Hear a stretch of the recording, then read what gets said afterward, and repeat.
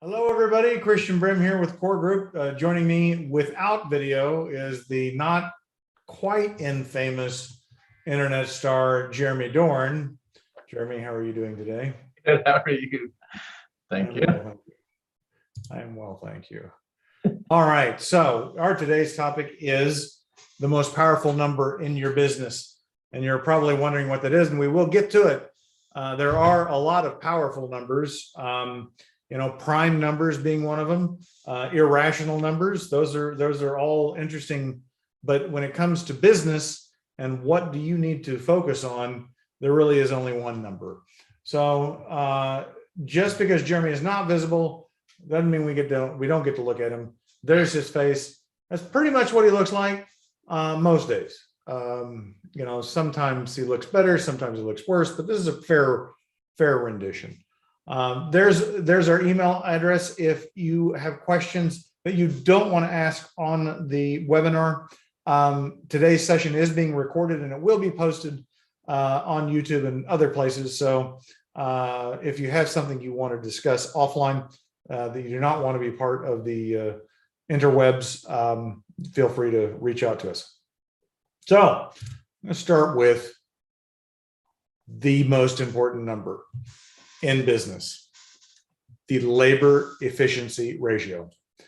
A lot of people probably have not heard of this, the abbreviation LER. And if you don't hang around in accounting circles or finance circles, you probably haven't heard of it, but it's a pretty simple concept. It is gross profit divided by labor. It's kind of the reverse of thinking of what is your labor cost percentage. I don't think that's an unfamiliar term for most business owners. They have an idea of how much of their revenue is going to their labor expense. The gross profit, want to make sure we define that because don't want to assume people know what gross profit is. But gross profit is the revenue less the direct costs. So that is, your cost of materials to produce the good or service that your business makes, and any other direct costs, sometimes usually labor. When we compute the labor efficiency ratio, though, we exclude the direct labor in our calculation. So it's going to just be the direct costs associated with delivering your good or service. So in our business, professional service business, where we've got a ton of labor, Jeremy is so grossly overpaid, it's not even funny.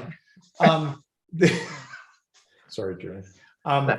The only really true cost of goods sold that we have that comes off our revenue to compute gross profit is our software. Spend a lot of money on that, as you can imagine, not just the software that we use, but all of the security that goes into keeping your data safe. So we take the gross revenue, we take off our software cost, and that's our gross profit for this labor efficiency ratio calculation. I was revisiting what Greg Crabtree, author of Simple Numbers, and Vern Harnish, author of Scaling Up, who really have immortalized this concept of labor efficiency ratio.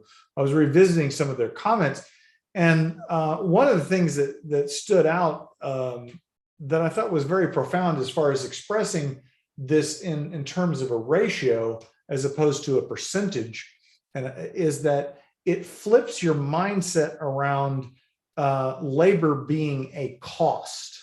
Okay, and as we go through and point out some of the ways we use labor efficiency ratio, that'll become more clear. But it's essentially how much, if I spend $1 on labor, and when I say labor, that's not just the gross pay, that's all of the benefits, that's all of the taxes, the payroll taxes associated with it. So it's all in the labor cost.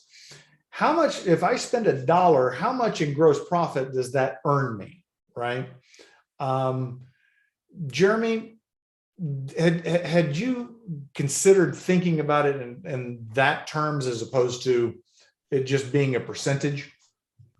No, I mean, I think it's always been like, what's my labor ratio, or not my labor ratio, but my labor percentage in terms of revenue and not taking out those direct costs. And ever since we've been talking about it, that I've known about it, the focus on the gross margin and flipping it around and actually making it, an investment up rather than a cost is Right. just super, super helpful when you're looking at a lot of different things when you're trying to grow a business profitably.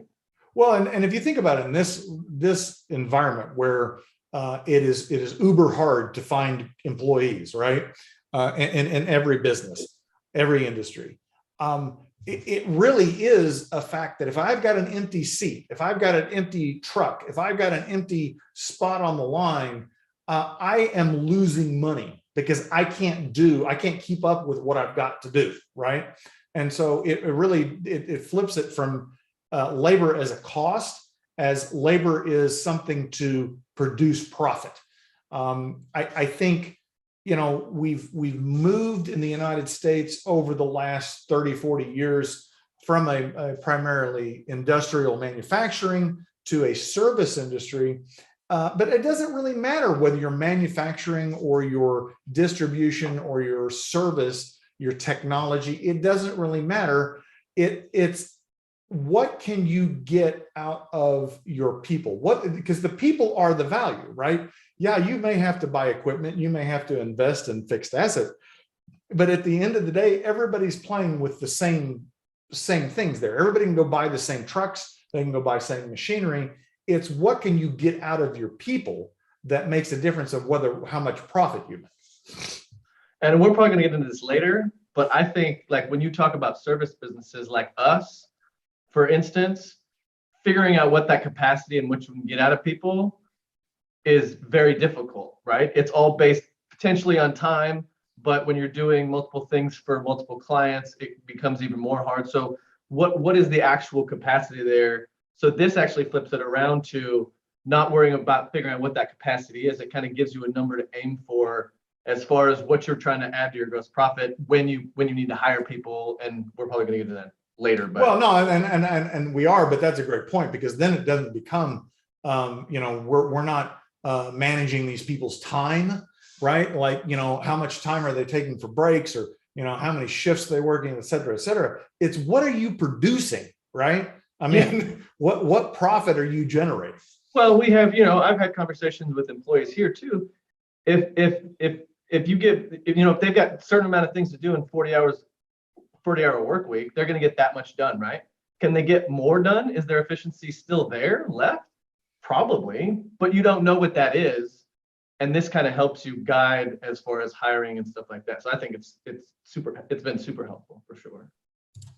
Well, and this next slide is, why does it matter? So the two use cases I like to compare it is looking at your labor efficiency in your own history. So what is your trend? I think we were looking at it yesterday, and in the last 6 months, we've raised our labor efficiency ratio 1/4 point. Does that sound right? Somewhere in there. On the short term, ours is different because we've got to look at the 12-month rolling. So like, it's not spread evenly, but in the short term, it's gone up. Yeah, it's probably cool. Right. And so you can look and say, well, okay, we're trying X, Y, and Z. We're moving people around. We're doing some additional education. We got a new piece of equipment, whatever it is. And we look at the trend in our labor efficiency ratio. Does it reflect an increase in gross profit? Does the ratio get larger? It is as Vern Harnish says, this is the third item on here, it is the #1 predictor of profitability. In other words, if your labor efficiency ratio is going up, your bottom line is going up. If it's not, it's not, right?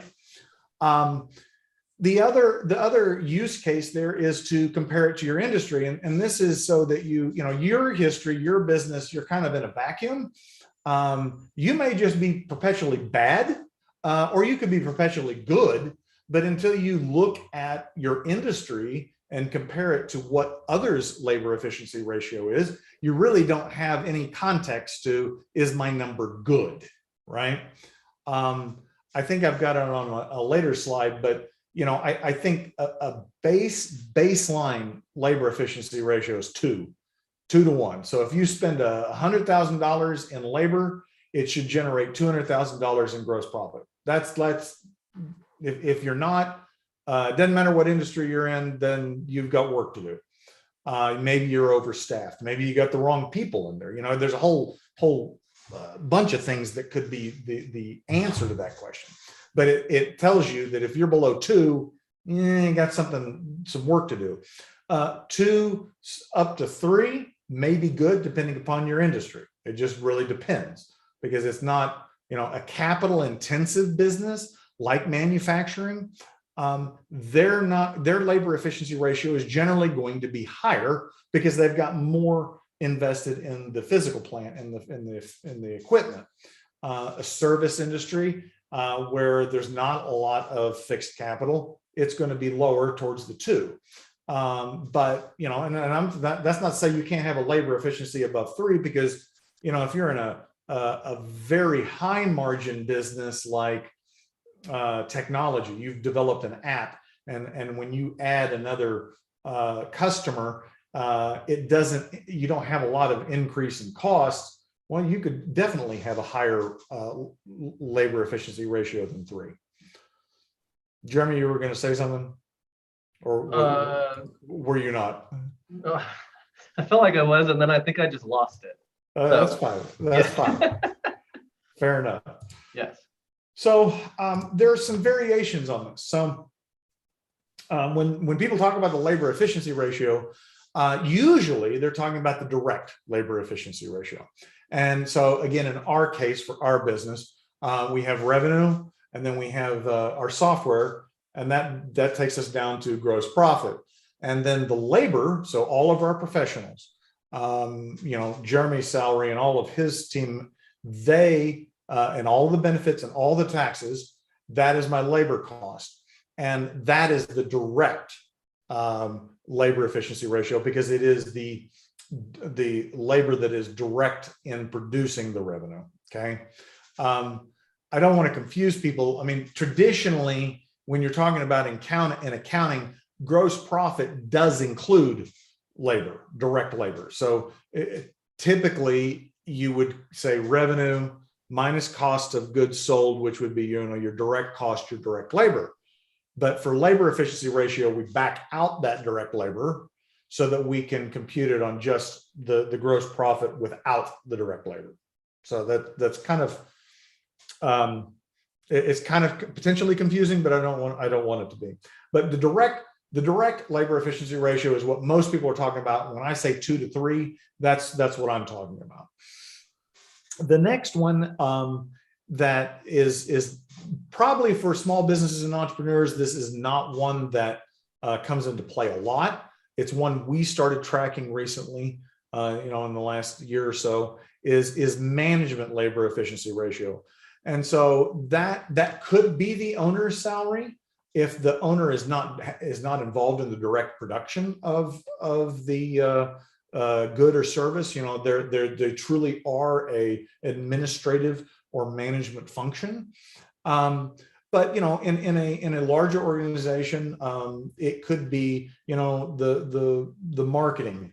It could be the marketing, the head of marketing. It could be the head of finance. It could be the head of production. It's basically the top level management, and that ratio is gonna be a lot higher than your direct labor, usually 7 to 10. So for every dollar you spend on management labor, you should get 7 to 10 times return on gross profit. And when you think about that, that makes total sense, because they're not actually producing the work, right? Their contribution to the gross profit is more high level. It's more like, are all the pieces working together? Are we bringing in the right number of new business versus our capacity? are, all of those pricing questions, all of those management type functions have a proportionately higher impact on the gross profit. Jeremy, what do you think about the distinction there between those two? Yeah, I think it's once you get to a certain level in business and your business is big enough to kind of separate that stuff out, then it kind of makes sense to start looking at that stuff. A lot of times if you're, $1 or $2 million, maybe you probably don't have all that separation. So most things are direct labor. But yeah, I mean, it makes sense that the management would be between 7 and 10, for sure, because they're the ones in charge of making sure things are being done efficiently, and they're capturing as much value as they can. Yeah, and as far as looking at that over time, you can look at the impact that having a leadership team. One of the questions is, well, like you said, you're $1 million, you're $2 million. Should I hire a CFO? Should I hire a chief marketing officer? Should I hire a client service director, or whatever it is in your business? That is a great question, but the labor efficiency ratio helps you determine, yes, I have the profit, the gross profit to justify it, one, and two, if I'm spending that money, is it making any difference over time? In other words, I don't want to hire somebody and it just, come off my bottom line. They should increase the gross profit. Another use case, I don't see it as often, is a sales and marketing labor efficiency ratio. And the only difference there is that it generally is related to the net growth, not the gross profit. So sales and marketing would be their labor costs. You would use that as the denominator, but the numerator would be the increase in revenue. So I'm ill prepared. I don't know what a good sales and marketing labor efficiency ratio is. So if anybody has that question, ping me and I'll be happy to research it and let you know.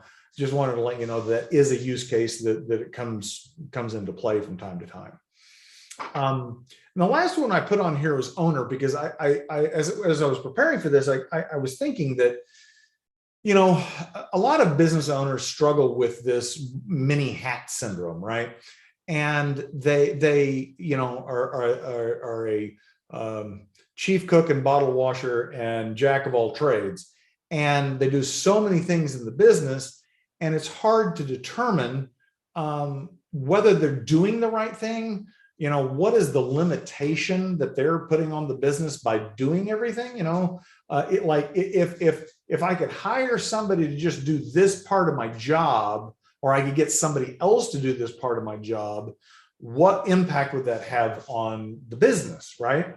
In other words, it's another way of looking at what's your best and highest use as the owner.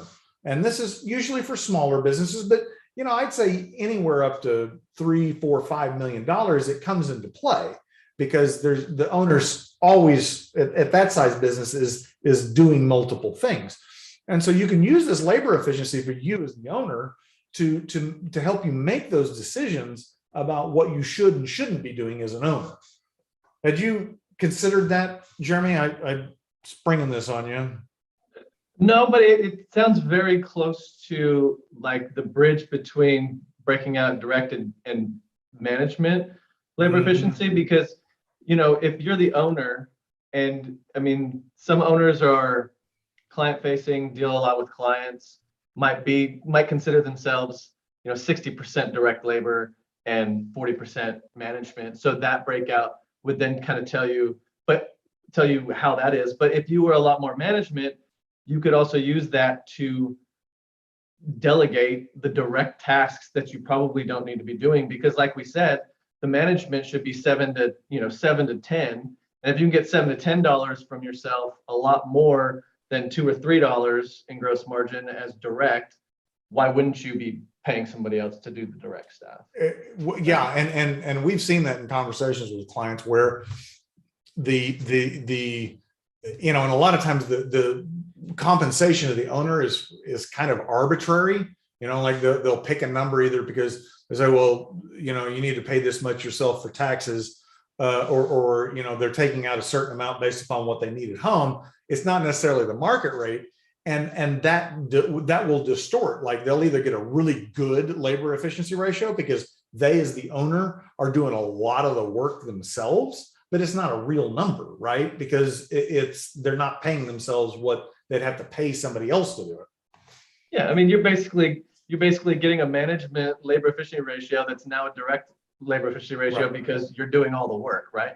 Which is not the point. When you could scale yourself if you would get some of those direct costs off you and get them into somebody else's hands and be getting $2 or $3 an hour, or $2 to $3 for every dollar you spend for them. Well, right, and if you put it back into that thought process of, if I spend $1, I should get $2 to $3 worth in gross profit. As the owner, you can sit there and say, okay, I do these 5 things in a week, right? And I'm like, if I could pay somebody $1 to do that, and they're going to make me $2 in gross profit, and I would have capacity to do something that's more valuable for the business, or I just don't have to work as much. I mean, whatever it is, I mean, that's a very useful tool to help make that decision. Sure. So how to use it? How do you use labor efficiency ratio? We've talked about several of them, but I think making hiring decisions is a key one. It's one we ran into last year where we hired somebody prematurely. Fortunately, it didn't work out with that employee, so we got rid of them very quickly after we brought them on. But we did not eat our own cooking. We did not go and look at that labor efficiency ratio and say, do we really need somebody? Because if that labor efficiency ratio is below 2, you don't need somebody. Now that's a hard pill to swallow, because oftentimes it feels like you're going 100 different directions and your employees are going in 100 different directions, and there's fires that be put out, and it just doesn't seem like there's enough time to get everything done, which may be true. It may mean you have other problems. You may have pricing problems. You may have systems problems, et cetera, et cetera.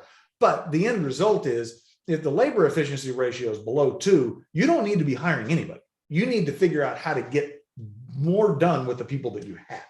Yeah, I think that's the whole key to this thing, right? Like, if you stick to this, I'm not hiring under 2, because if you're hiring under 2, you're basically saying, I'm just going to finance whatever growth I have that I'm hopefully going to get, but you're just financing inefficient growth. And if you're financing inefficient growth, if you're losing money and you're growing, all you're going to do is lose more money, right? Like, make it up on volume, right? Yeah, like, that's my favorite line. You can't make up those losses on volume. So if you've got to make it up on efficiency and get that above 2, and I think, what's his name, Crabtree, calls it running hot. And then once it's running hot and you're above 2, then you start looking at hiring, and it's obviously going to drop down for a second as you fill that capacity. But if you're not being efficient in what you're doing, hiring more people to sell or to create more inefficient work is not going to make you any more money. It's probably going to give you a bigger headache than anything. Well, yeah, you nailed it. What you're doing is you're subsidizing bad business decisions. I mentioned a couple. It could be that you're not charging enough. It could be that you are working with the wrong customers or clients. It could be that you don't have good systems about how you do things. You could have wrong people in the wrong seats. You could have wrong seats. 100, yeah, right. All that stuff, right? All of that. But all you're doing in hiring is subsidizing those bad behaviors, if you will. So looking at the other case of managing employees. So, here's where I had that: B players give you 2, A players give you 3.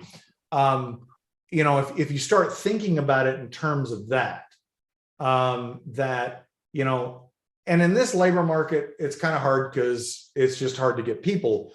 But if you can get somebody that's good, that'll make you 2, versus you get somebody that's great, that make you $3, 50% more, you're not going to have to pay them 50% more money. I mean, that you're just not, but they're a lot harder to find, and it takes a lot more effort to get there. But in managing employees, when you're saying if they're in the right person, right seat, it's hard to get a labor efficiency ratio computation by an employee, but you might be able to. You might be able to do it by department, some smaller slice of the pie to do some comparison. But when you're comparing employees to this labor efficiency ratio, you can have that's a great conversation to say, you want a raise this year of $10,000. Great. Show me how you can make me $30,000. Because that's how you get that raise. As a business owner, I'd be like, all day long, I would love to pay you another $10,000 if you brought me in $30,000 or even $20,000 in gross profit all day long. So it becomes a useful tool in actually managing your employees. Yeah. Last item on here is the predicting investment results, and this kind of goes back to comparing your trend. Are you making the right decisions in your business? But if you're hiring a new employee, for instance, you have a very clear idea of what that gross profit increase should be, and the time frame. I mean, it should be a relatively short period of time, 3, 6, not any more than 12 months. And so if you hire that person and you're looking at that labor efficiency ratio, and the first quarter it didn't move, and the second quarter it didn't move, you got a problem. You probably need to pull the plug after the first quarter. Maybe you made the wrong hire. Maybe your assumptions were wrong. Maybe you had this empty seat. You thought you've got excess work, and if I just had somebody to do the work, great. But maybe I got the right person in there, and the work just isn't there. I mean, I thought it was there, but it's not. So having that as a investment projection, it's like this is what should happen. This is what financially it should look like when I make this decision. Does that make sense, Jeremy? Absolutely. This kind of goes back to what we talked about in the last webcast, which was budgeting is worthless, right? So like this is forecasting. This is one of those tools that can help you forecast what it's going to look like when you bring on somebody new, and what you should be generating with somebody new, for sure. It's just a really simple, once you get into it, it's a really simple concept. Now, the things like we've talked about that of why it might be low or how you can fix it are plentiful, but that's all the problems of a business, right? I mean, sure. Yeah. It could be any of them or all of them. All at the same time. Exactly. True story. Which is always difficult, because then you don't know where to start or what, Anyway, all right. So I'm going to open the floor to questions and answers. There's a Q&A box. Feel free to drop us a question. We'll answer it live. I'm also going to advance the slide so we can see Jeremy's face again. And I mean, who doesn't want to look at Jeremy? Right. Our emails again, if you want to reach out and ask a question that comes up on labor efficiency, I'd be very happy to help walk through that calculation, Jeremy, or either one with your business, and even pull some industry standards for you so that you can compare and have some context for that. So drop us a line. We'd be happy to help with that calculation. Jeremy, do you have any closing thoughts? No. This labor efficiency thing, I don't remember when we started talking about it, a year ago, 9 months ago, or whatever it was. And reading that Crabtree Numbers 2.0 book was just like, whoa, never thought of it that way. So it's just so simple. Like, you always think of this stuff as having to be very complicated, but it's literally just picking a number, having a target, and sticking to it. And then figuring out how to increase it and everything else is the difficult stuff. But the concept itself is just fantastic. And you hit on a good point. It's simple, but it's not easy. And I think one of the things that really business owners struggle with is they make it complicated. It doesn't have to be complicated, the solution or the problem. Because if you got it simple, if you simplified it down to this is the real problem in the business, that doesn't mean it's easy to fix. No. But you got to get clarity on what the issue is to fix first. And it's usually very simple, like you said. We at Core love to overcomplicate stuff. So I think that's just a business thing. People just love to overcomplicate. Like, I guess it's human nature. We just overcomplicate it to start off with. And I think once you start simplifying stuff just always becomes a lot more clear. But yes, very much true. All right. I won't tell you to wait for the camera because you can't be seen. Wait, stand by. All right. So Gwen says thank you. And thank you, Gwen. And I'll wave until the camera is off. You guys have an awesome day.